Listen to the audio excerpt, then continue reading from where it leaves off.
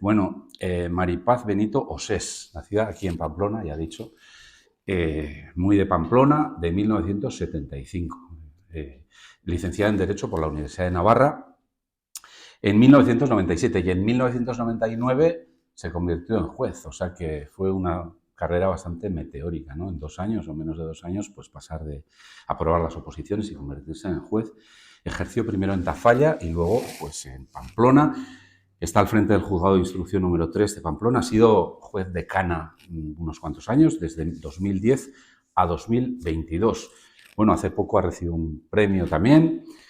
Hemos conocido pues, que el Ministerio de Justicia le condecoró el pasado mes de abril con la Orden de San Raimundo de Peñafort, en atención a sus méritos profesionales, casada con 2 hijos, es miembro del patronato del Proyecto Hombre de Navarra. Sabéis que estuvieron aquí sus responsables hace poco. Bueno, pues Maripaz Benito está trabajando ahí en ese patronato, presidenta también de la cooperativa del centro de enseñanza donde ella estudió y lo hacen sus hijos. Precisamente luego tiene bastante trabajo con eso porque mañana tienen la fiesta de las familias y, bueno, en fin.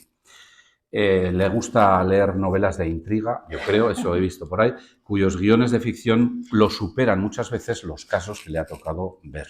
No sé mucho más de sus aficiones y tal, porque tampoco le gusta aparecer mucho ni dar muchas entrevistas, no es de ese tipo de jueces muy mediáticos, yo creo que es más prudente, pero en fin, empezamos, Maripaz, si te parece. Bueno, nacida en Pamplona, hemos dicho, en una familia en la que no había antecedentes de jueces ni abogados. Decidiste estudiar Derecho. ¿Por vocación? ¿Por descarte? ¿Por qué? Por una vocación tremenda desde que era pequeña, pero desde que era muy pequeña ya sé que es extraño porque normalmente pues las vocaciones que tenemos es igual, quieres ser pues maestra o no sé, médico o enfermera, pero yo desde muy pequeña tenía claro que quería estudiar Derecho. Había una persona muy cercana a mí que pues bueno, me contaba y me hacía ver pues que su trabajo pues estaba teniendo unas situaciones un poco injustas, problemas de un trato pues no muy correcto, muchas veces pues que no había una igualdad de trato, y entonces yo escuchaba aquello y decía, yo tengo que pelear contra esto, yo tengo que pelear contra esto, y bueno, y así es como decidí estudiar Derecho, que no tuve ninguna duda en ningún momento de toda mi etapa escolar y ya cuando llegó el momento de elegir, y efectivamente en mi familia no hay ninguna tradición y también puedo decir que aquí se acaba. O sea, mis hijos, vamos, han salido muy ingenieros, no quieren saber nada del derecho, así que nada, creo que seré la única de mi familia. Bueno, ¿y qué recuerdos tienes de la universidad? ¿O algún profesor o profesora que te marcó? ¿O alguna, te iba a decir alguna asignatura que te gustaba, pero alguna no te gustaba? Porque he visto que tuviste 41 matrículas de honor. ¡Qué barbaridad! ¿No? Bueno, me gustaban, a ver, a mí siempre me ha gustado mucho el derecho penal y el derecho procesal penal. Eso siempre es lo que más me ha gustado. Es verdad que he tenido profesores muy buenos. Eran profesores, sobre todo los de derecho penal, que a su vez eran fiscales. Entonces, claro, yo los veía con mucha admiración, ¿no? Pensando, ojo, pues si yo alguna vez, porque yo inicialmente quería ser fiscal. Decía, si yo alguna vez llegara a ser fiscal, yo me acuerdo que pasaba por delante del Palacio de Justicia, decía, yo llegaré algún día a trabajar ahí. Y tengo un recuerdo muy bueno, tengo el recuerdo pues, de años de conocer gente, de hacer nuevas amigas, porque claro, vas con los amigos del colegio, pero de conocer a mucha gente muy interesante, de disfrutar mucho. O sea, yo estudiaba, pero también he salido mucho y me lo he pasado muy bien. Y bueno, pues no sé, es una etapa bonita, una etapa muy bonita. Tú dijiste alguna vez que cuesta mucho ser juez y es una profesión muy vocacional. Dices que al principio pensaste en fiscal, entonces ¿por qué? ¿Por qué te decidiste? ¿Por las oposiciones? Muy, muy fácil, porque en la época en que yo me presentaba, así como ahora es un único examen y en función de la nota pues ya va eligiendo uno si va a ser juez o va a ser fiscal, en mi época el temario era el mismo, pero se convocaban en distinto momento las oposiciones y se convocaron en primer lugar las de juez, las aprobé y también he de decir, ahora que no hay aquí ningún fiscal, que fue lo mejor que me podía pasar, porque el trabajo de juez es muy bonito, No te has es muy arrepentido. bonito nunca, Ya. nunca. Bueno, ese objetivo en tiempo récord hemos dicho, ¿no? 1997, 99 ya juez. Entonces, ¿qué recuerdas de eso? Porque los que no conocemos eso de cerca, pues nos imaginamos ahí metida todo el día, no sé dónde, y cantando temas a no sé quién, pero ¿cómo es eso? Pues te lo imaginas perfectamente. O sea, así estuve yo ese tiempo. A ver, Sin salir de casa. yo era consciente, yo quería ser fiscal, como digo, bueno, quería hacer las oposiciones, pero también era consciente de que no podía estar eternamente estudiando las oposiciones, tenía que ponerme un plazo por circunstancias y entonces dije, bueno, pues venga, 3 años y si en 3 años no apruebo, pues no pasa nada y habrá otros caminos en la vida. Y mi vida era eso, de lunes a sábado. Yo, bueno, me marché a estudiar a Huesca porque las oposiciones se estudian con un preparador. Me recomendaron un preparador que era fiscal en Huesca y casualmente yo tenía familia en Huesca. Entonces me marché allí a estudiar y yo de lunes a sábado me levantaba, desayunaba y estudiaba, comía y estudiaba, corría un poco, cenaba y estudiaba. Me metía en la cama con el Código Penal para que no se me olvidara ningún artículo. Pero sin embargo, o sea, porque yo ahora lo pienso así y muchas veces digo, si mis hijos me dijeran que van a estudiar oposiciones me da algo, pero yo no tengo un mal recuerdo, yo tengo un recuerdo bueno de esa época. Bien, quizás, ¿no? No lo sé, o sea, quiero decir, me imagino que sí, claro. Pero quiero decir que no tengo un recuerdo de sufrimiento, de sacrificio, no sé, o sea, estudiaba, me gustaba cómo estudiaba, era al final no te lo puedes plantear a 1 año y medio, a 2 años vista, es al día, pues hoy tengo que estudiar un tema nuevo y repasar estos 5, y entonces, claro, como eran unos retos diarios y los iba cumpliendo, pues no lo sé, no tengo, ya digo, tengo de hecho buen recuerdo de la oposición. ¿Tuviste? Pues yo creo que en total eran como 400 y pico. O sea, ahora es distinta la oposición, ¿eh? En mi época era una primera parte que era constitucional, penal, procesal, penal, civil. Sí, procesal penal y procesal civil. Y luego en la segunda parte era contencioso social, mercantil, y me dejo 2 que no me acuerdo. Y bueno, tuve la suerte, a ver, estudié mucho, o sea, porque no voy a decir, tuve la suerte de aprobar, no, estudié muchísimo, pero sí es cierto que yo tuve la suerte de que el primer examen de la oposición se me convocó para ir a cantar cuando más o menos acababa de terminar el temario y los repasos, y el segundo examen se me convocó de las últimas, me dio tiempo de estudiarlo y además no hubo ninguna reforma legal importante en medio, porque claro, cuando uno ya se ha estudiado, por ejemplo, la ley de enjuiciamiento civil y de repente en medio de la oposición se la cambian, borrar toda esa información de la cabeza y volver a meterla nueva es muy costoso. Entonces, estudié mucho, pero además de eso, bueno, pues tuve factores que ayudaron. Pero aparte de estudiar mucho, me imagino en un tipo de examen así, que saca una bola y empieza oral, que hay mucha gente que también teme eso, ¿no? Se necesitará, y será muy importante, tener cierto, digamos, temple, ¿no? Y ese temple no lo descubres hasta que no llegas a hacer el examen. Porque es verdad, porque además, o sea, el examen es en el Supremo, en esas salas que habréis visto en la tele, esas salas con todo, yo es que recuerdo, o sea, el estrado lleno de señores mayores, me parecían a mí, como todos serios. Yo estaba además en el primer examen, claro, yo era la primera vez que me presentaba y tienes que estar, se van convocando, o sea, cada semana hay X opositores para cantar, pero tú no sabes muy bien cuándo te va a tocar, porque es esa semana, pero tienes que ir desde el lunes, porque en función de que la gente de delante entre, no entre, salga, no salga, pues te puede ir tocando o no tocando. Y yo me acuerdo que estaba esperando para entrar y claro, pues estábamos varios y una decía, va, yo si canto un par de temas, yo con eso ya me doy por satisfecha. El otro pues me contaba que era la tercera vez que iba. Entonces yo no quería ni escuchar, me decía, pues yo he venido aquí a probar. O sea, y bueno, y conforme entras y es una bolsa de estas de terciopelo con las bolas dentro que las tienes que sacar, tienes media hora para hacer un poco el esquema de los temas y luego ya tienes que cantar cada tema. Tienen que durar 15 minutos, pero en ningún caso te puedes ir a menos de 13 ni más de 17. Entonces, claro, pero eso también se entrena en la oposición. Yo todo el rato estaba con un cronómetro, que el otro día lo encontré en casa de mi madre, con un cronómetro viendo a ver cuánto tardaba en cada tema. Y bueno, pues ahí empecé, el primero, el segundo, no me levantaban, y canté los 5 temas. Mira, no solamente esto no lo he contado nunca, pero bueno, o sea, no lo he contado a nadie que no sea mi familia. No solamente, porque además yo fui sola, yo quería ir sola porque si no, no me quería poner nerviosa, pero el que hoy es mi marido, que en aquella época era mi novio, estaba trabajando en Madrid. Entonces, él vino a buscarme al examen, yo salí de allí que ni le vi, o sea, de la tensión que tenía y todo, ni me fijé que estaba allí, y de repente el tribunal me llama. Y me llamaron allá y bueno, me dijeron que les había parecido fantástico. O sea, que se habían quedado alucinados. Entonces yo estaba allí, o sea, me sentía tan pequeñita, porque como digo, yo no tenía una tradición de conocer estas cosas, ¿no? De jueces o fiscales o lo que fuera. Allí, con mi marido, que era otro crío, Y yo decía, o sea, esto tiene que ser un sueño, no me puede estar pasando esto. Y bueno, pues así con ese chute de energía, pues me fui a por el segundo ejercicio. Ya, ya. Ahora, bueno, es un tema muy recurrente, ¿no? Lo de la manera en fin, de opositar y todo esto, y esto de cantar no sé cuántos temas, y que, bueno, recientemente hemos leído muchos artículos también al respecto, la semana pasada salió en El País, la manera de intentar cambiar ese acceso, que no sea simplemente, que no se mida solamente la memoria, no sé qué opinas tú sobre esto.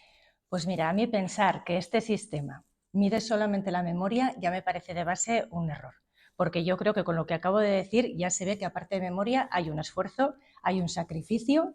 O sea, sí es verdad que te tienes que aprender los temas de memoria, pero bueno, hay que ser también capaz de, con una expectativa que no sabes si se va a cumplir o no, levantarte todos los días y decir, yo me voy a poner a estudiar. O sea, esto es como si fuera un trabajo y ahí estoy, y hoy estoy cansada, pero estudio, y hoy estoy enferma, pero estudio, porque no lo puedes dejar ningún día. Entonces, yo creo que mide más.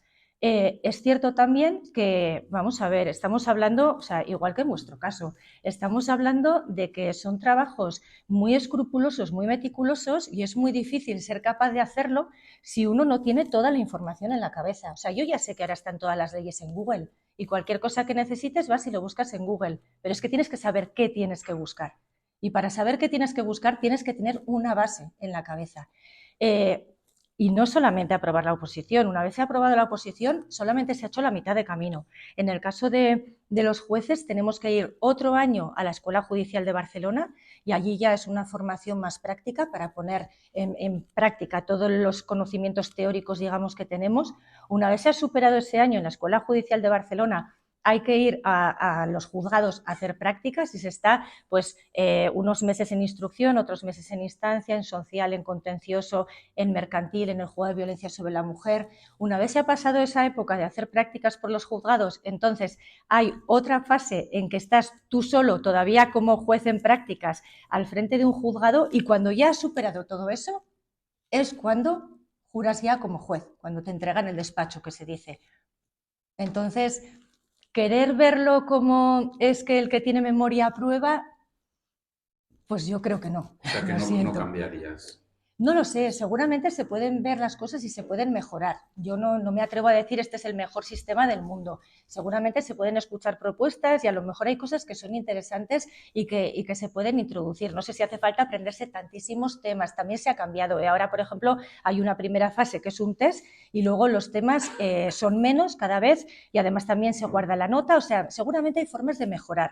Pero yo lo que quiero decir es que cuando a veces escuchamos pues ese comentario de no, es que el que tiene memoria aprueba, o los jueces o los fiscales, me da igual, con tener memoria ya está, pues me parece que es una conclusión muy simplista. Lo que sí es cierto, que siempre ha habido otras críticas respecto a este sistema, es que, bueno, pues hay mucha gente que no puede dedicarse unos años a esto, ¿no? Esto también se ha comentado algo, ¿no? Bueno, pues que en el fondo tienes que hacer una apuesta de 4 años, y hay gente que quizás, bueno, pues acaba la carrera y se tiene que poner a trabajar, sencillamente, eso puede ser.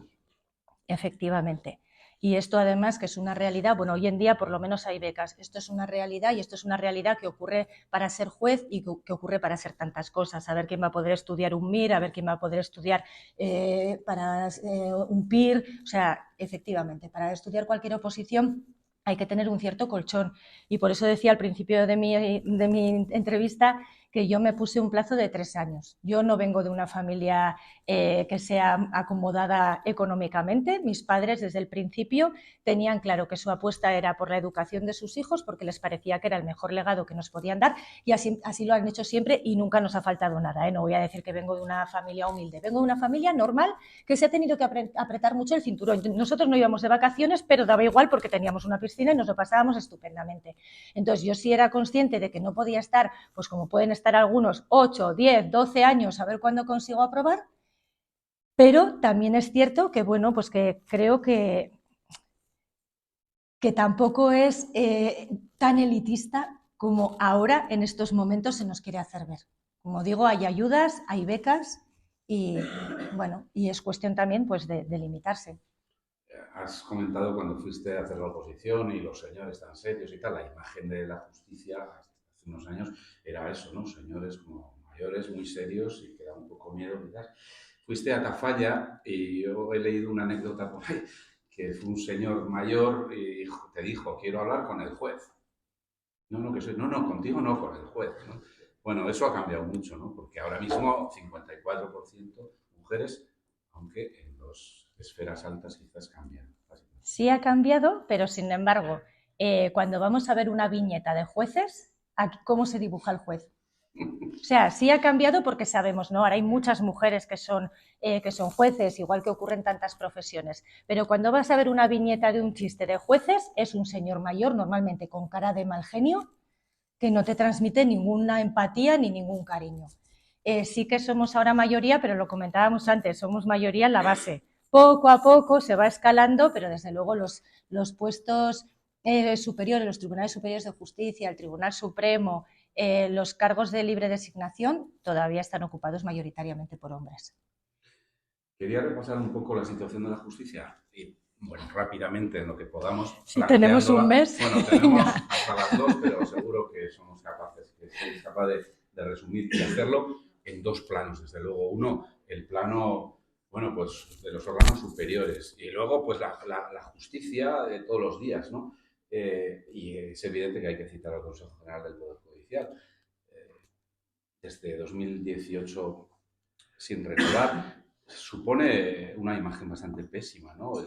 Eso de que no sean capaces de llegar a un acuerdo, incluso desde Europa están diciendo, ¿no? ¿Qué pasa ahí? Y es una imagen que dificulta es mucho. Una imagen horrorosa, es una imagen horrorosa que está perjudicando muchísimo.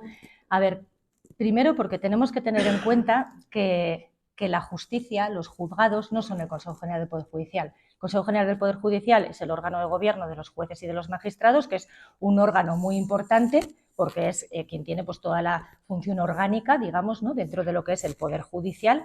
Pero la justicia es pues el señor que viene al juzgado porque le han echado de la empresa y cree que es un despido improcedente. La pareja que se quiere divorciar y tienen que ver, porque no se ponen de acuerdo, pues cómo van a hacer con los niños. El extranjero que ha conseguido reunir toda la documentación y cree que ya puede tener los papeles y la administración se los ha denegado. Es decir, son las personas sin nombre y apellidos conocidos que vienen todos los días al juzgado a intentar pues que se les resuelva su problema.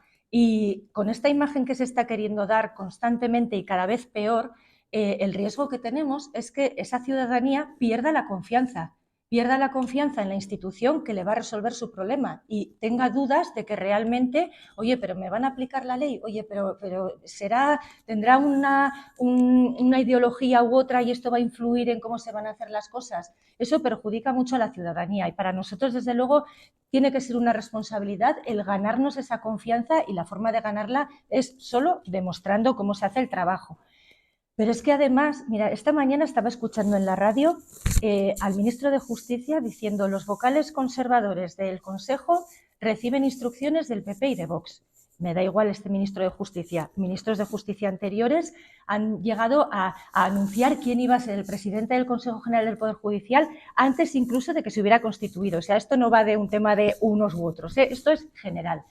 Es que ya no hay ni disimulo, o sea, se quiere decir tan abiertamente nos queremos repartir los cromos y por eso no nos ponemos de acuerdo, que claro, o sea, ¿cómo puede uno levantar esa imagen en su despacho o en su sala de vistas día a día haciendo sus juicios, haciendo sus declaraciones?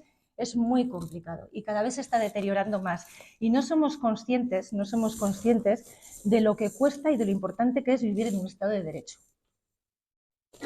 Se nos ha olvidado que no llevamos tanto tiempo en un Estado de Derecho y el tener la garantía de decir que todo está en la ley, o sea, la ley que además tiene un procedimiento para aprobarse, que es un parlamento que elegimos entre todos cada 4 años y que en esa ley, o sea, se dan las pautas de lo que hay que hacer, de cómo hay que hacer, de qué pasa si se ha hecho mal y la propia ley nos dice cómo hay que reaccionar si se ha hecho mal y cómo se puede revisar.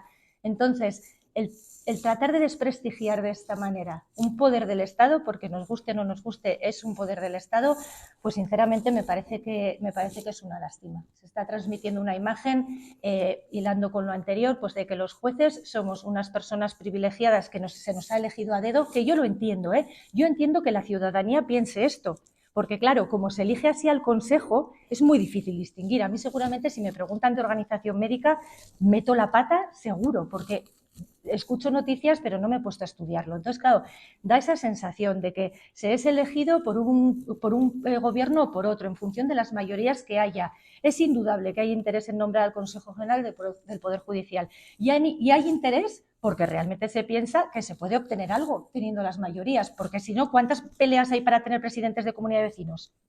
Ninguna. ¿Por qué? Porque sabemos que de ahí vamos a sacar poco. Bueno, pero el Consejo luego tiene nombramientos muy importantes. Claro, Y ahí está el claro, claro, ese es el kit. Que nosotros, si pensáramos que realmente el Consejo es elegido de una manera absolutamente neutral, como nos dice la Constitución ya marca, en eso que decía antes del Estado de Derecho, la Constitución ya nos marca cómo se elige el Consejo y cuáles son las funciones que tiene. Y efectivamente del Consejo dimanan una serie de nombramientos fundamentales, como son los magistrados del Tribunal Supremo, como son los presidentes de los Tribunales Superiores de Justicia y de las audiencias provinciales.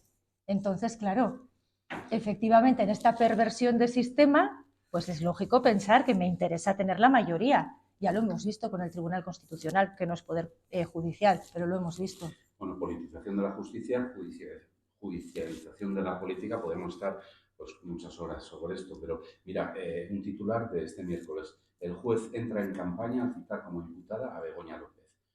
En plena campaña, Manuel Cancio, catedrático de Derecho Penal de la Universidad Autónoma, sorprendente que un instructor mantenga en contra de la Fiscalía de un informe laboral una investigación de esta clase. Quiero decir que en la prensa y los medios directamente pues están poniendo a la justicia en medio del debate y de la pelea política. Sí, los medios. Es decir, es que a mí, bueno, me hace muchas cosas, bueno, diría que me hace gracia si no os reconociera que me hace sufrir.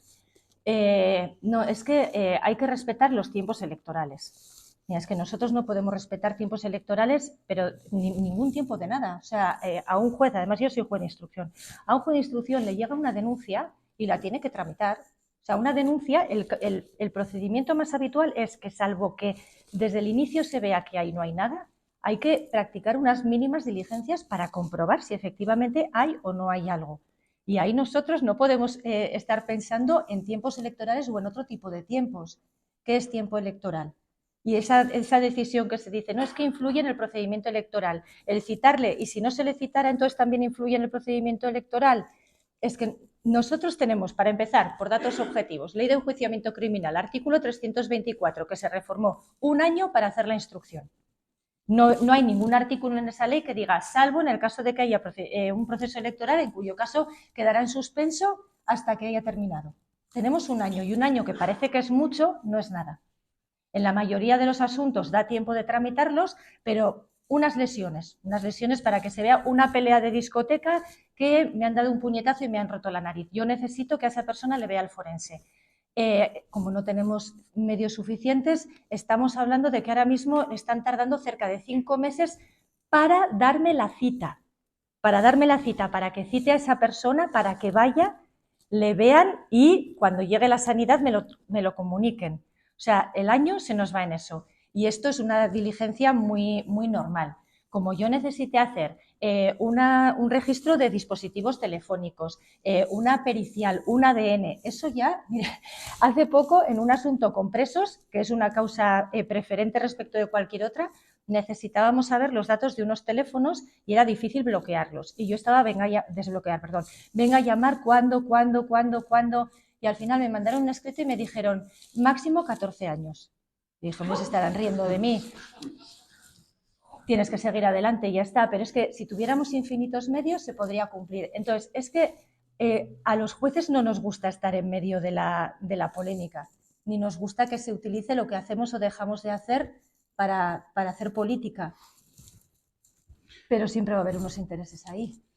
Hay otro tema, por lo menos lo vamos a citar, porque está en los medios y está en todo la polémica, la ley de amnistía, ¿no? Hay una protesta de jueces que también fue criticada diciendo que se inmiscuía un poco el Parlamento, las Cortes van a aprobar algo, luego ya pasará eso por el Constitucional o por Europa, por lo que sea, que los jueces de alguna forma fuesen en contra, antes de aprobarse, de una ley que correspondía en su caso a aprobar a las Cortes. Yo soy muy estricta siempre defendiendo la independencia judicial, entonces también intento defender siempre la independencia de los otros poderes. Y efectivamente, bueno, se puede poner un poco en alerta las consecuencias que puede tener una ley de amnistía, en aquel momento era un proyecto, pero bueno, sí es cierto que el Parlamento es soberano y bueno, la ley ha salido adelante y como decíamos antes, como dentro de nuestro propio Estado de Derecho pues tenemos mecanismos para poder recurrir al Constitucional, a Europa, para ver la aplicación concreta que tiene, pues habrá que estar ahí. Sí es cierto, eso es así, que con la Constitución en la mano, el poder de juzgar y de hacer ejecutar lo juzgado corresponde exclusivamente a los jueces y magistrados y la amnistía es una forma de terminar con eso y de admitir que en un momento dado pues se puede considerar que un comportamiento ya no se va a castigar. Nuestro derecho sí admite los indultos, pero no los generales, los particulares. Caso típico, persona que tenía 20 años, cometió un robo, resulta que se quedó, pues no le encontraban, él rehizo su vida, está casado, tiene su trabajo, toda su vida perfectamente ordenada ahora, y resulta que 5 años más tarde le encuentran, le condenan y tendría que ingresar en prisión. Esa situación particular concreta puede plantearse la posibilidad de un indulto, pero los indultos generales y las amnistías no las tenemos expresamente previstas. Hace unos años estuvo aquí en la Cámara de Cuentas Jiménez Villarejo, Carlos Jiménez Villarejo, el primer fiscal anticorrupción, y me acuerdo porque bueno, lo invitamos a una charla y demás, y estuvimos hablando bastante con él, y nos decía más o menos que la justicia estaba en una posición muy débil frente a la corrupción económica y política. Yo me acuerdo porque me quedé un poco... en concreto decía, justicia está en posición de debilidad. La corrupción se caracteriza por emplear recursos económicos y financieros complejos, traspasar las fronteras, cuenta con el apoyo de grandes entidades. Y luego habla también de los plazos de prescripción de 3 a 5 años, muy cortos para un tipo de delitos que se descubren normalmente tarde. Este es un tema que a nosotros nos interesa porque, bueno, de alguna forma tenemos cierta relación con casos de a veces, no muchas veces también. No sé si la opinión de Jiménez Villarejo, no sé si ha cambiado en este tiempo, no sé si tú opinas más o menos eso. Absolutamente. A ver, nosotros, como decía, tenemos unos medios muy limitados, pero quien nos tiene que dotar de medios es el Poder Ejecutivo, al que vamos a investigar si es lo que procede. Entonces, claro, es fácil muchas veces pensar mal. Claro, si yo, o sea, para empezar ya vamos no solamente en delitos contra la corrupción, delitos contra la hacienda pública, en cualquier delito en que sea necesario ya unos conocimientos muy específicos, muy expertos. Nosotros partimos ya de una base de desigualdad, porque no los tenemos. Podemos tener un conocimiento de base, pero desde luego, vamos, no podemos competir con esas grandes firmas, con esos grandes despachos, con esos asesores que están especializadísimos en esas materias y vamos, es que es como jugar un Osasuna, no voy a decir Real Madrid, que yo no soy de Real Madrid, pero bueno, es una sensación, ¿no? De, pues claro que sí, y necesitamos apoyo, pero esos apoyos tardan muchísimo. Esas periciales que pedimos tardan muchísimo. Muchas veces, si no está una pericial, no sabes ni a quién tienes que citar, ni en qué calidad le tienes que citar. Entonces, y efectivamente, los plazos de prescripción son cortos, pero es que, a ver, no quiero ser políticamente incorrecta, pero no puedo evitarlo. Claro, ¿quién comete esos delitos? Está claro. O sea, el robo y el hurto están perfectamente definidos y esos los hacemos así. Pero esos delitos tienen un sujeto activo concreto. Y ese sujeto activo es el que nos tiene que dar a nosotros los medios. ¿Faltan medios? ¿Faltan jueces también? Sí. En general, digo. Pues mira, hace 3 días nos mandaban la memoria del Servicio de Inspección del Consejo General del Poder Judicial que nos decía cuál es la carga de trabajo que se supera, o sea, que se tienen los juzgados de España. No es así exactamente el título, pero es que quiero que nos fijemos. Porque dice, juzgados y tribunales que superan el 150% de su carga. Porque nosotros ya hemos normalizado que trabajamos por lo menos el 150%. O sea, menos de 150 ya está mal. Entonces, a partir del 150 tenemos 300, 400, 500%. Con lo cual, es muy difícil. La justicia, desde luego, está claro que para que sea una justicia, tiene que ser una justicia rápida y que llegue en el momento en que se la necesita. O sea, que llegue en el momento en que se ha planteado el conflicto. Una sentencia excelente que me llega a los 2 años no sirve para nada, porque seguramente si no ha desaparecido el conflicto, ha cambiado. O sea, y estoy dando respuesta a algo que realmente ya no existe. Entonces, esto es como cuando castigamos a un hijo. O sea, te le tienes que castigar en el momento y entonces sí, pero si yo ahora voy dentro de 7 meses le digo, ¿te acuerdas aquello que hiciste? Sin play. Pues esto no va a servir para nada, porque a lo mejor ya ha cambiado todo. Entonces, claro que faltan jueces, claro que faltan medios y falta sobre todo para mí un plan de justicia, un plan de cuál es la justicia que queremos para este país, que no dependa de quién esté en cada momento en el poder, porque todos han pasado por el poder y todos han tenido mayorías absolutas, ¿eh? O sea, que no pensemos que es que no hemos tenido, estoy hablando de los dos principales partidos, pero todos han tenido posibilidades, pero es algo en lo que no interesa invertir.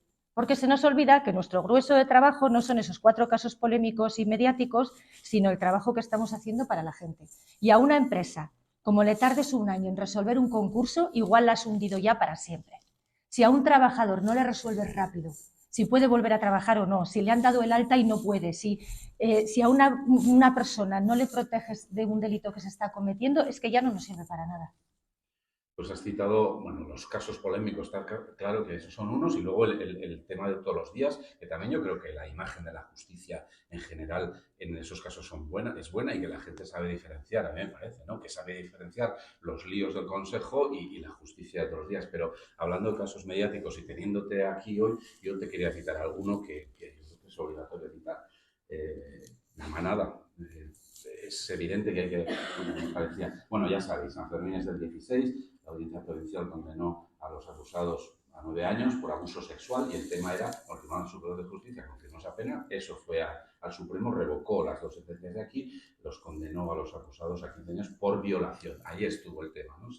Y bueno, sobre todo porque en medio de todo aquello, bueno, aquello tuvo una trascendencia bestial desde todos los puntos de vista, social, mediático, traspasó fronteras, Europa, eso provocó cambios en fin, ¿cómo ve un juez, una juez, un caso así? Y no sé, ¿qué significa eso, no? Estar en medio de semejante cirio social, mediático y demás. Y si tienes algo que decir al respecto del caso. ¿Cómo lo veo? Como una aberración. O sea, creo que es difícil poder superarlo. Si lo hacemos a adrede, yo creo que no sale.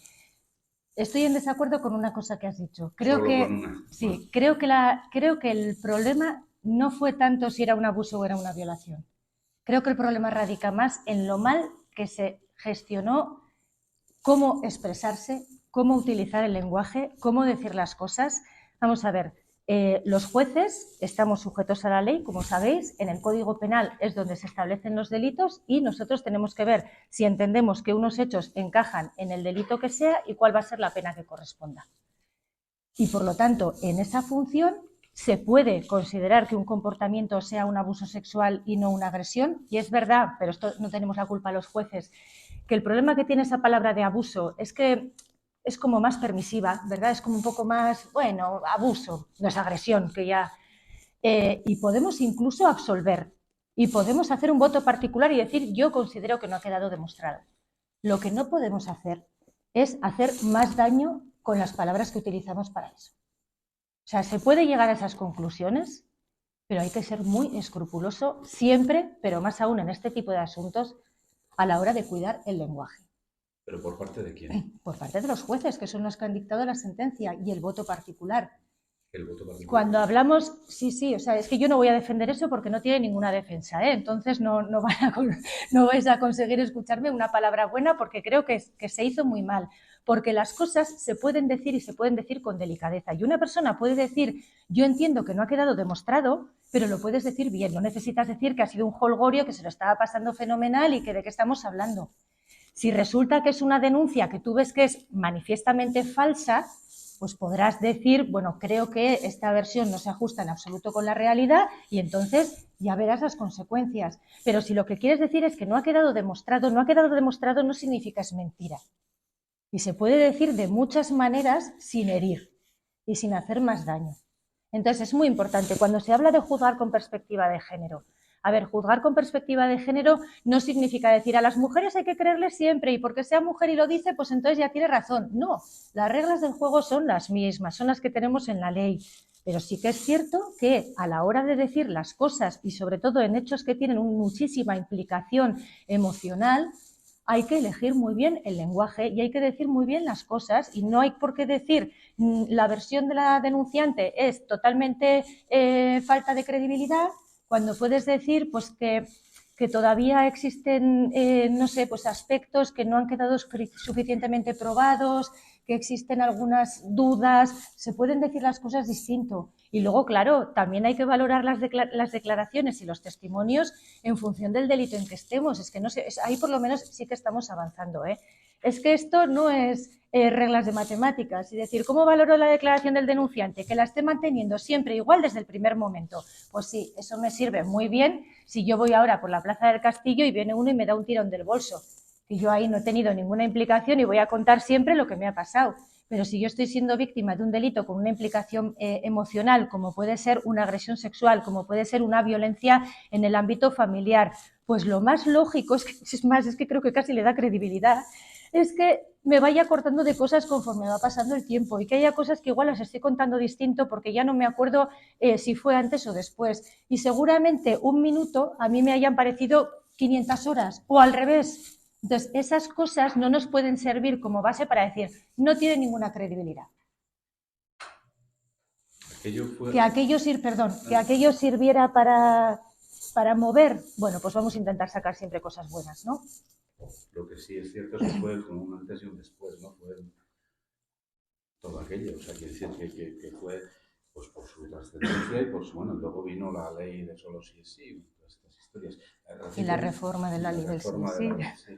No sé si tienes algo que decir al respecto de eso. No de la ley en sí, en general creo que es muy importante legislar pausado. Hay que intentar legislar, igual que hay que intentar decir las cosas cuando a uno se le ha pasado el calentón, creo que es importante legislar pausado, dejar que se enfríe un poco para poder detectar realmente cuál es el problema y buscar la solución. Si no, a veces uno se aturulla. El otro día leí que un estudio de la Universidad Oberta de Cataluña, más de 2.000 sentencias analizadas, decían las juezas son más estrictas que los jueces frente a los delitos de este tipo, que habían analizado sentencias y que el hecho de que fuese pues mujer, una juez en fin, que tenía incidencia en las sentencias. No lo sé, escuché la noticia, no he leído el informe y no sé de qué datos ha partido ni cómo se ha hecho. Entonces, hombre, a ver, al final somos personas y no sé si por el hecho de ser mujeres u hombres puede notarse en las sentencias. O sea, sí que es verdad que yo veo diferencia en las formas de ser de mis compañeros, hombres y mujeres. No sé si eso luego, si analizáramos nuestras sentencias, se vería reflejado. Sin duda, me imagino que... También diré, perdón, porque sí que al escuchar la noticia lo pensé, que lo que me llama la atención es que del tipo de delitos que hablaban normalmente se enjuician en la audiencia, que son 3 magistrados. Entonces, no sé si estamos hablando de que eran mujeres ponentes, que aunque sea ponente ya sabéis que tiene que estar consensuado, si eran tribunales constituidos por 3 mujeres, ese dato también me faltaba. No, te quería simplemente comentar que me imagino que un juez, una juez tiene que aplicar la ley, es evidente, pero, hombre, en las sentencias también se podrá descubrir de alguna forma parte de la sensibilidad, creencias y demás, porque sois personas al final. Incluso creo que ha habido algún estudio con inteligencia artificial de analizar no sé cuántas y ver, bueno, que puede haber ahí, en fin, la sensibilidad o las creencias influirán. E intentaréis que no influya, pero será muy difícil, ¿no? Pues no lo sé. Hombre, yo creo que el intentar ser buen juez está en eso, ¿no? En que las formas de pensar, las creencias se tienen que quedar en casa. O sea, ahí lo que hay que hacer es aplicar la ley con sensibilidad. Claro que hay que tener sensibilidad, pero eso con independencia de lo que cada uno pueda pensar, sino simplemente yo creo que es muy importante que no se nos olvide nunca que trabajamos con personas y que aunque tengamos ese 150 o 200% de carga de trabajo, la persona que llega al juzgado, yo siempre suelo decir cuando vienen a ver juicios, pues alumnos de la universidad o del aula de experiencia, y digo, a ver, normalmente no vas a tener ningún juicio en tu vida o igual tienes uno. Bueno, pues en ese juicio tienes que sentirte que realmente saben de qué va tu problema y se lo han estudiado y eres importante y te están escuchando y te van a intentar dar respuesta. No puedes estar dando la sensación de decir 17 del 24, 18 del 24, 19 del 24. Hay que personalizar mucho. Entonces, esa sensibilidad yo creo que hay que tenerla siempre. Pero lo demás no se tiene que notar. Ya, bueno, otro caso que te quería sacar, porque ha sido también muy mediático y muy polémico, caso Alsasua, contra 8 jóvenes condenados por una agresión a 2 agentes de la Guardia Civil, como sabes. El fiscal describió los hechos como ataque terrorista, los jugó la Audiencia Nacional, creo que te caía a ti, ¿no? Ese tema y que, bueno, y bueno, con condenas apenas entre 2 y 13 años que mucha gente pues, se protestó por considerar desmedido. Sí, y efectivamente se ve como un poco desproporcionado, ¿no? O sea, desde luego tengo que decir que eso no era una pelea de bar, eso yo no voy a defender nunca que fuera una pelea de bar.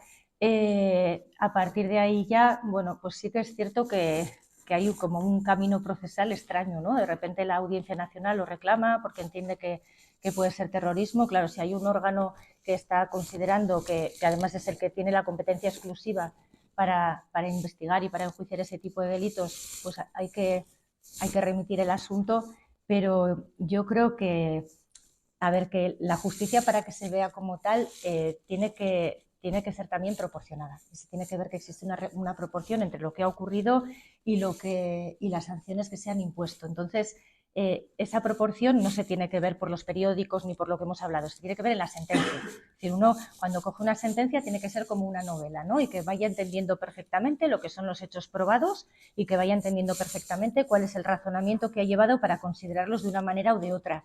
Si nos falla eso, uff. Otro tema que te tengo que preguntar, Caja Navarra, o no, qué le vamos a hacer, pero tengo que preguntarle a Beber Ciencia agua. por la importancia política que tuvo, mucha trascendencia y por la importancia de las personas imputadas también, ¿no? Tras archivar el Supremo el proceso contra la presidenta Barcina, pues la juez Benito archivó toda la causa. No sé si tienes algún comentario sin más aquel caso, porque también es verdad que, no sé, el clima político, el estar en medio de, bueno, que saber que cualquier actuación también tiene trascendencia política, ¿no? Y bueno, no sé si tienes algo que comentar al respecto. Bueno, fue un asunto, han pasado ya muchos años, entonces fue un asunto pues duro, pero es que me había tocado a mí. Y ya está, se archivó la causa aquí porque las conductas que se atribuían a la presidenta del gobierno eran las mismas que se atribuían a las personas de aquí y si el Supremo entendía que eso no era delito, pues entonces obviamente no podía ser delito para unas personas y para otras, sino que había más que archivar. Yo puedo decir que volvería a hacer lo mismo que hice. Estoy muy convencida de lo que hice. Y fue una época complicada también pues a nivel personal, porque a nivel personal yo tenía los niños muy pequeños y casi no estaba en la calle porque no quería estar en la calle.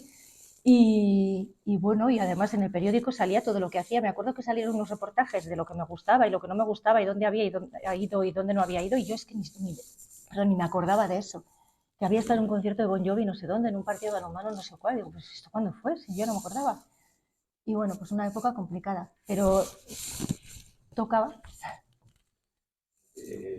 Una juez se enfrenta a temas muy delicados, algunos hemos citado, pero ¿tienes alguno así o algún tipo de casos que personalmente te han marcado mucho? ¿Algún tipo? No sé.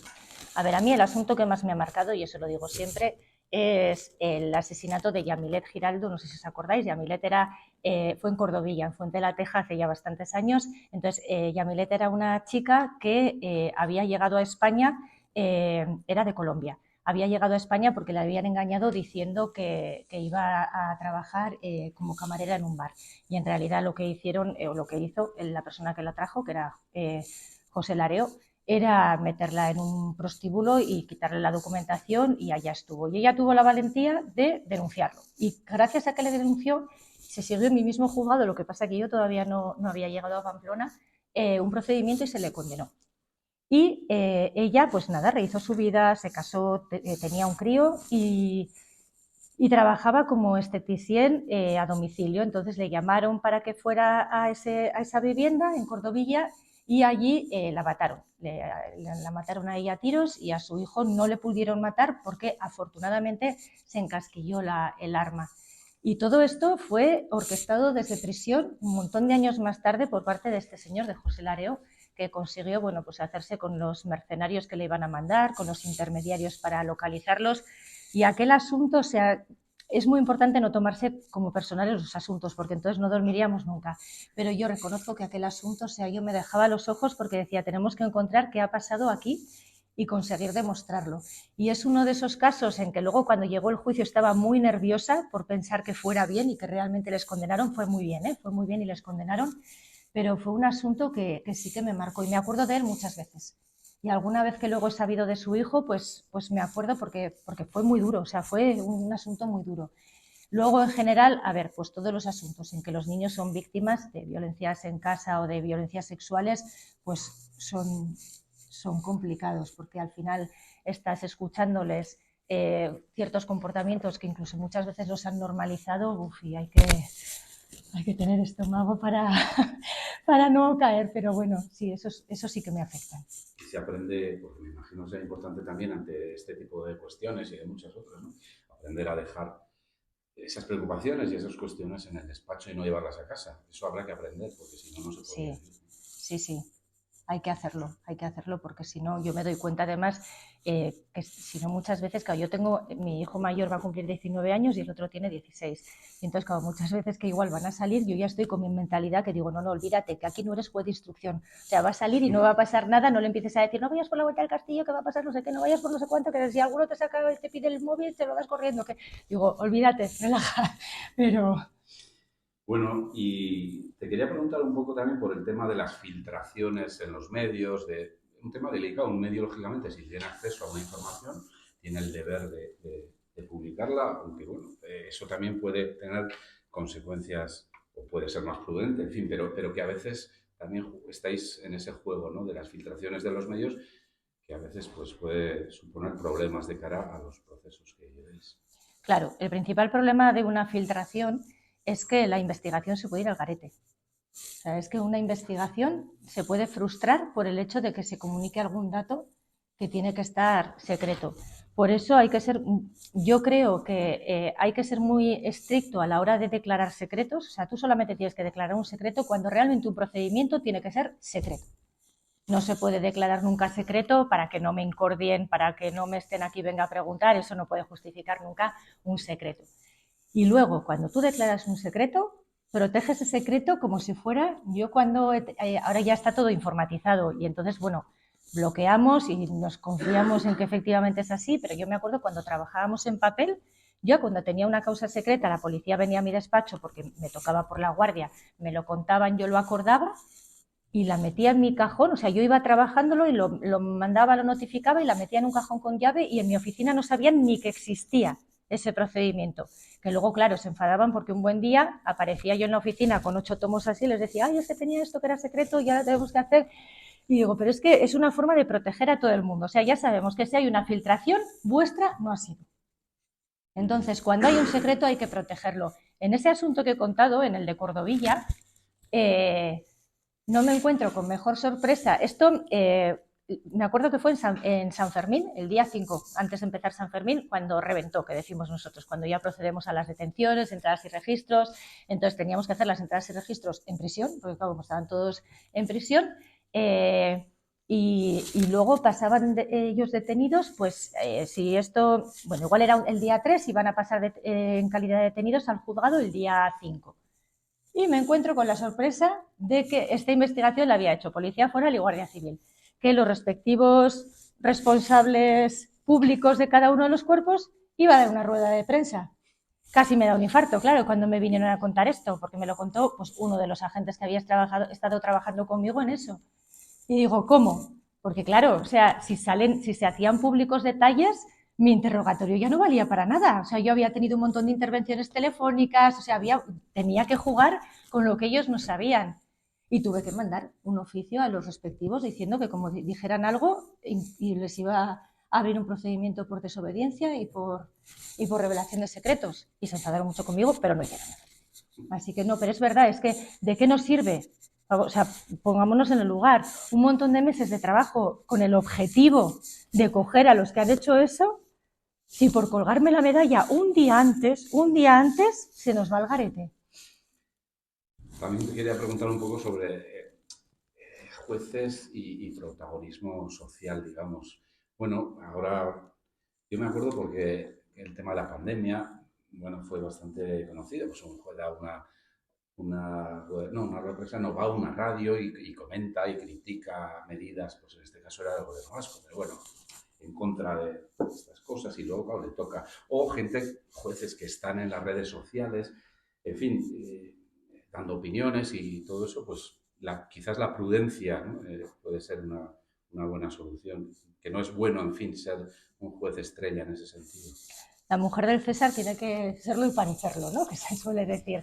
A mí me parece que es muy, muy importante extremar mucho el cuidado de lo que se dice, de dónde se dice, cómo se dice, por mucho que uno pueda pensar o no pensar, por mucho yo puedo ponerme aquí a hablar en un determinado tono y luego llegar al juego y decir, no, pero está tranquilos, que yo aquí soy totalmente imparcial e independiente, yo con la ley en la mano, me habéis oído criticar a un partido político o a otro, vamos hasta, pero no pasa nada.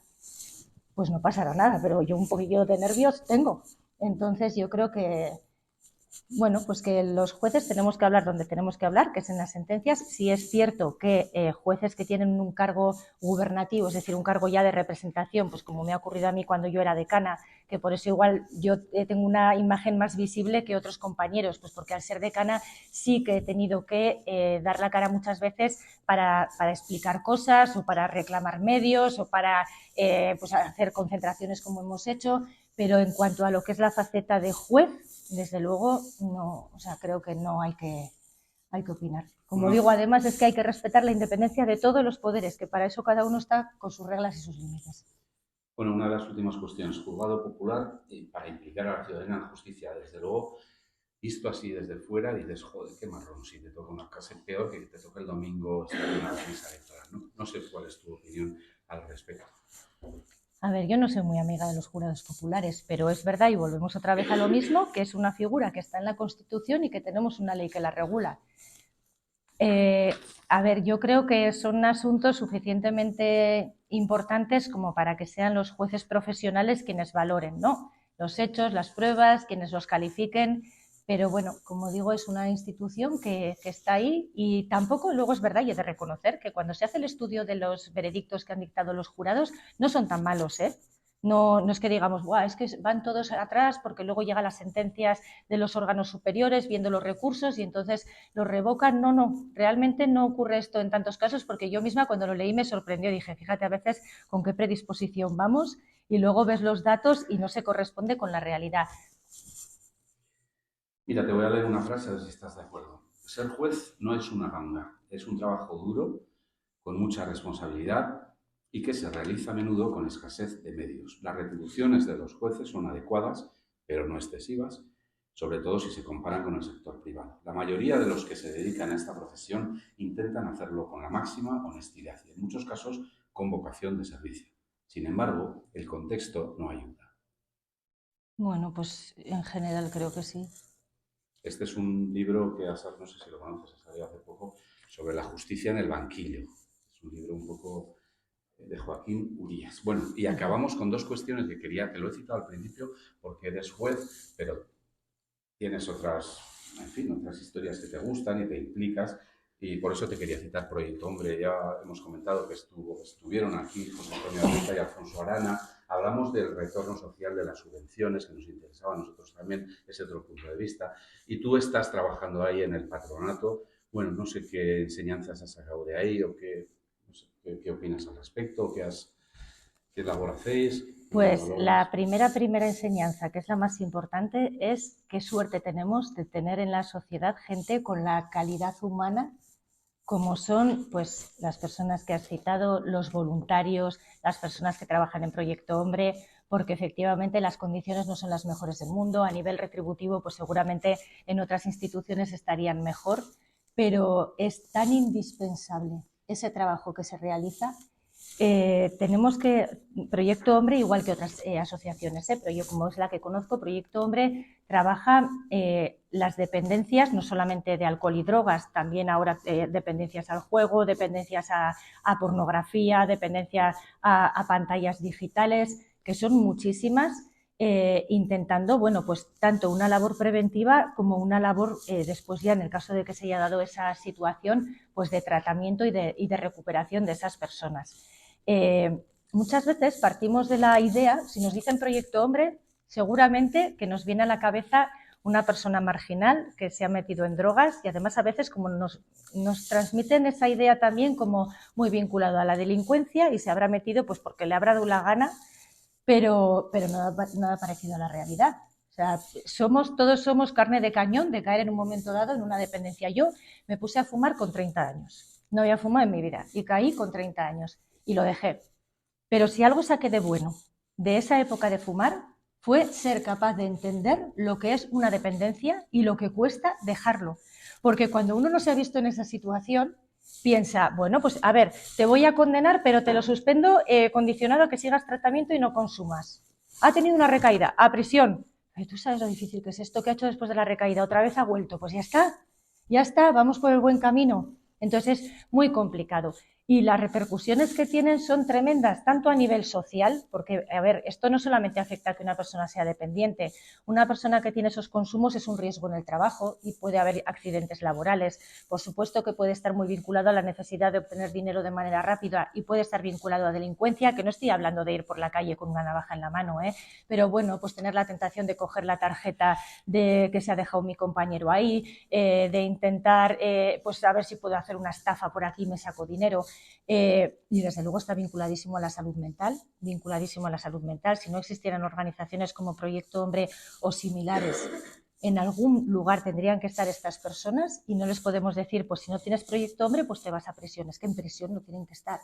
Entonces, es una pena que nuestros responsables públicos no sean conscientes de la importancia que tiene el trabajo que se realiza por parte de estas organizaciones. A mí me resulta demoledor ver cada año cuando estamos intentando cuadrar las cuentas y hay que ir, yo no voy precisamente por mi trabajo, porque yo creo que yo no debo ir a ninguna entidad pública ni privada a pedir fondos. Pero cuando escucho a mis compañeros, ¿no? Puerta tras puerta tras puerta, intentando rascar un poquito de aquí, un poquito de allá, pues para intentar dar cobertura. Claro, el Proyecto Hombre tiene, como digo, tanto el tratamiento a adolescentes, el tratamiento a las familias y luego tiene también Estella, que es el centro de ingreso, donde van pues, personas que ya necesitan tener un tratamiento en ese régimen cerrado. El edificio de Estella es un edificio que tenemos en precario porque corresponde a Cáritas, que en cualquier momento nos puede decir que nos tenemos que ir, pero es que además da lástima. Da lástima porque dices, jo, es que este entorno no es el mejor para rehabilitarse, pero se hace un trabajo tremendo. Entonces, es una pena el tener que tener esta pelea constante. Si realmente luego decimos, no, que somos una sociedad, que queremos ser solidaria, que queremos recuperar a todos sus miembros, pues vamos a poner realmente de nuestra parte para conseguirlo. Muy bien, bueno, pues mira, las dos, o sea que por lo menos en el tiempo hemos cumplido y si queréis, pues un breve... Sí, alguna pregunta por aquí, presidente. Me quería preguntar, la legislación sobre las puertas giratorias y los jueces es correcta, ¿te parece adecuada? Pues a mí no, la verdad. A mí esto de que se pueda estar formando parte del gobierno de un determinado grupo y luego se pueda volver al juzgado, es que vuelvo a decir lo mismo. Yo, o sea, creo que hay que ser muy estricto a la hora de demostrar una imparcialidad y una independencia absoluta. Entonces, por más que podamos decir, no, en 5 años, no, ahora, y resulta además que hay personas que valen para todo, porque pueden estar en cualquier puesto y lo van a desempeñar bien. Yo no estoy conforme con eso. ¿Alguna otra cuestión por ahí, Carlos? Bueno, en primer lugar, muchas gracias. Me ha encantado, me parece súper interesante lo que nos contabas. Y luego, salvando las distancias, ha habido bastantes cosas con las que yo creo que nosotros podemos llegar a empatizar. Porque es verdad lo que dices, que al final da la sensación de que al Poder Judicial se le fija, o sea, se le valora por los grandes titulares de prensa. Parece que la justicia es pues, el caso polémico tal, el caso polémico cual, y a nosotros yo creo que también nos puede llegar a pasar eso, porque nosotros realmente nuestra función es el control externo de la administración navarra, de las entidades locales, y muchas veces yo creo que incluso estamos llegando a tender a eso nosotros también, intentar ir a los grandes titulares, cuando nuestro día a día es el control de este contrato, de esta entidad local, de sitios que realmente muchas veces lo que nosotros incluso decir que lo que necesitan son medios, más allá de controlar, de pues, oye, igual el control no funciona porque faltan los medios. Entonces, por un lado, te quería preguntar a ver si crees que hay alguna forma de darle la vuelta a esto, porque yo creo que ya es... No sé si tiene vuelta. Sí, claro que sí, siempre. A ver, primero además es que no tenemos que entender la palabra control como en un sentido negativo. O sea, a mí me parece que el control y la fiscalización son fundamentales y además es que son una garantía. La forma de darle la vuelta a cómo nos ven es trabajar con la base, con la base y con la base. Mira, yo en mi trabajo vienen cada año alumnos de la universidad, a mí me corresponde pública, pero tengo otros compañeros que van de la universidad privada a ver juicios. Y me parece que es importantísimo que vean esos juicios y poder explicarles y que se den cuenta de qué son los asuntos que llegan a un juzgado. Vienen del aula de la experiencia, que es una actividad que me encanta, que a ellos les parece que yo les estoy haciendo un favor y a mí me encanta. Vienen 2 veces, pues cada vez no sé si vienen 40. El aula de la experiencia, supongo que la conocéis, son unos estudios ya pues para personas que igual no han tenido oportunidad de estudiar o que ahora quieren seguir adelante pues con la jubilación. Entonces, claro, se van primero con una idea totalmente diferente de la que traían de lo que es la justicia y un juzgado y un juez y cómo funciona, y luego además tenemos oportunidad de intercambiar y de hablar todo lo que haga falta. Yo esos días termino reventada, o sea, porque es que vamos, me exprimen todo lo que pueden y más, pero ya se van con una idea diferente. Hay otro programa que me parece fundamental y que me da mucha pena que no tenga la repercusión que me gustaría, que se llama Educando en Justicia. Entonces, vamos a los colegios que quieran, se visiona primero un vídeo del consejo, luego hacemos un juicio real, un juicio de los que hay cualquier día, pero lo hacemos con los alumnos, cada uno, salvo el juez, que soy yo, que tengo mi papel, pero hay un fiscal, un abogado, hay un acusado, un denunciante, unos testigos, un perito, y representamos el juicio.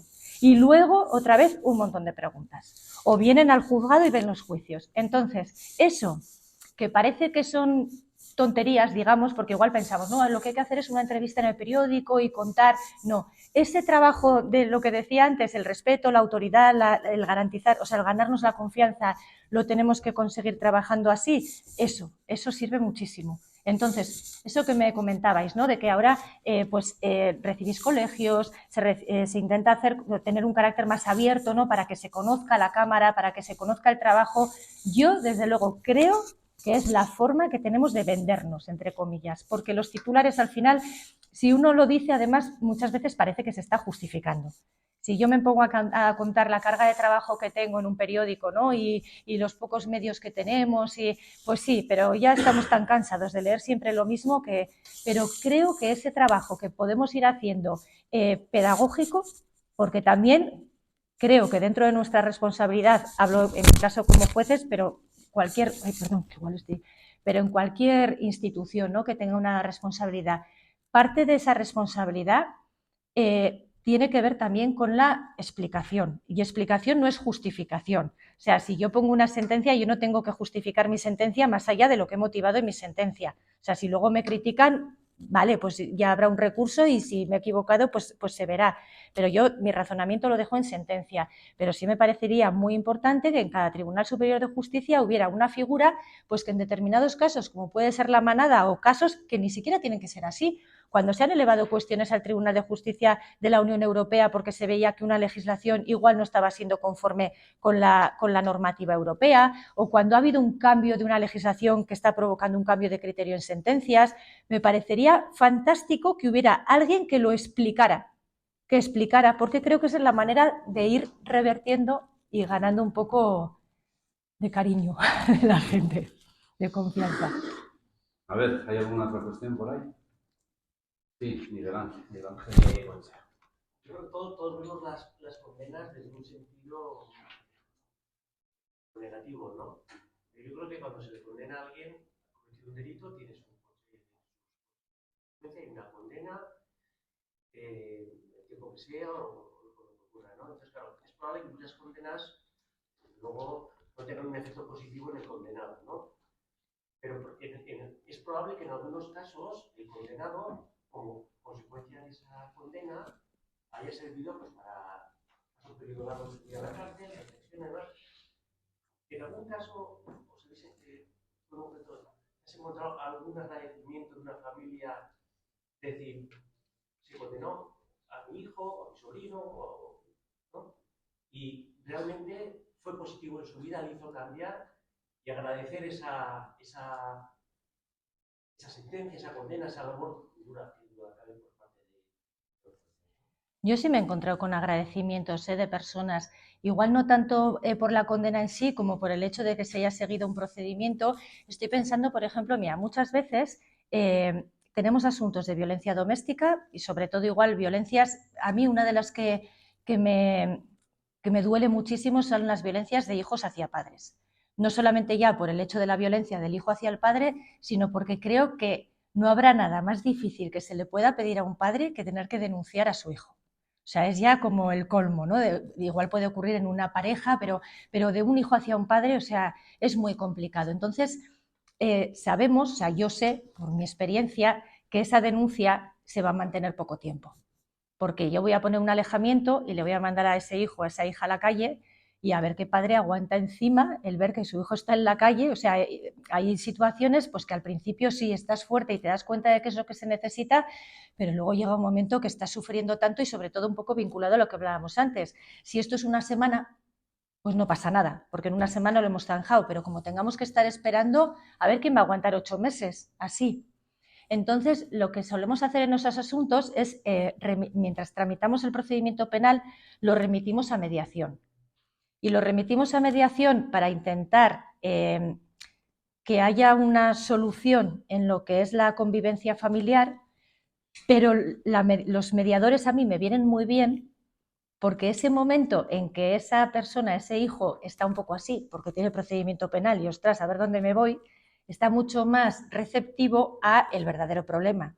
Hijos que peguen a sus padres sin más, habrá, pero no es la generalidad. Normalmente eso está vinculado a un problema de consumos de alcohol, de drogas, ludopatías. O sea, hay otro problema que es el que tenemos que solucionar. Yo no voy a dar ninguna solución. Entonces, claro, como esa persona está un poco asustada de lo que va a pasar, es mucho más fácil convencerle, entre comillas, para que empiece un tratamiento, para que vaya a un centro, para... Entonces, sí es cierto que eso nos sirve. Luego a lo mejor llega el juicio y esa familia dice, mira, no voy a declarar, y como no declaran no hay prueba y se le absuelve. Pero es que ya hemos recorrido el camino, que yo no quería una condena, que yo quería que fuera el tratamiento. Entonces incluso podemos esperar e ir pidiendo y cuando igual, por ejemplo, dicen los padres, no, queremos quitar la denuncia, les llamo y le llamo también al hijo y a ver, y que me cuenten un poco cuál ha sido la evolución y cómo están y siempre les digo, bueno, esto lo voy a archivar de momento, pero a lo mejor luego lo tengo que reabrir, ¿eh? Entonces, ese tipo de situaciones, por ejemplo, que no es una condena en sí, pero sí que es, al final se le va a condenar a una pena de prisión, que no va a tener que entrar en prisión, sino que va a tener que seguir un tratamiento, con lo cual estamos hablando de lo mismo, pero más tarde y encima sin concienciación de lo que ha pasado. Y si nosotros no somos conscientes de que me están castigando o de que estoy teniendo una consecuencia porque he hecho algo mal, la tentación de acabar convirtiéndote tú misma en una víctima del sistema es altísima. O sea, en vez de decir, jolín, me voy a responsabilizar de lo que he hecho y tengo que asumir una consecuencia, al final voy a acabar diciendo, es que fíjate qué duro ha sido este sistema, que me condenan a mí a 9 meses de prisión y resulta que otro, por robarle no sé qué a tal, le han puesto 5. Entonces es muy importante eso y en ese sentido sí que tenemos. Y es que realmente eso tendría que ser la generalidad, porque si nosotros nos cogemos la Constitución ya nos dice que la finalidad de las penas y de las medidas de seguridad es la reinserción, es decir, vamos a recuperar a la gente, o sea, todos la liamos en algún momento, vamos a recuperar a la gente y la finalidad que tiene que tener una pena es castigar, pero hay otras dos finalidades que son muy importantes que se llaman prevención especial y prevención general, que es decir, voy a intentar con esto que te ha pasado que no te vuelva a pasar y ya de paso además que lo sepan los demás para que no lo hagan. Entonces, ese sería el éxito. El día que consigamos eso, sería el éxito.